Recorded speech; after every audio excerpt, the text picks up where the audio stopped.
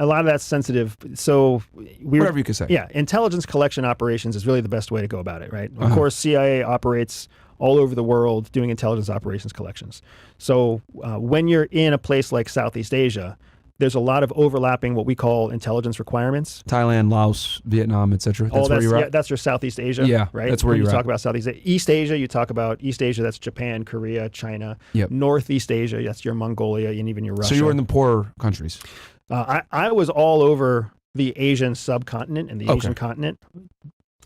It's sometimes in poor countries, sometimes in wealthy countries, sometimes in poor circles, other times in wealthy circles. But the requirements are what's important, because the requirements are what funds the operation. I'm sure you run into this at HSI. Yeah. Not all law enforcement priorities are equally funded. Of course. Not all intelligence priorities are equally funded. Of course. So 2008, 2009, tons of funding for counterterrorism. Yeah. Right. And guess like one of the foundational places for terrorism and terrorist growth and extremism and radicalization was Southeast Asia. Really? People don't realize it, right?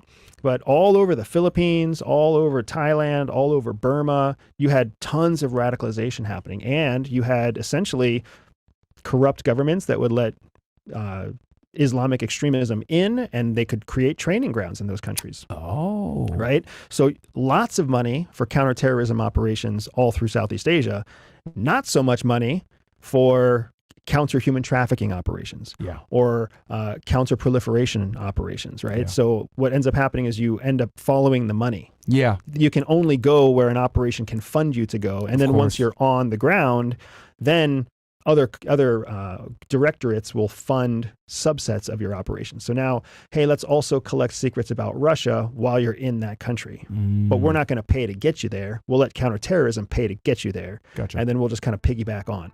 Gotcha. So that's essentially how it works. It's a horse trading game. So fresh, so new.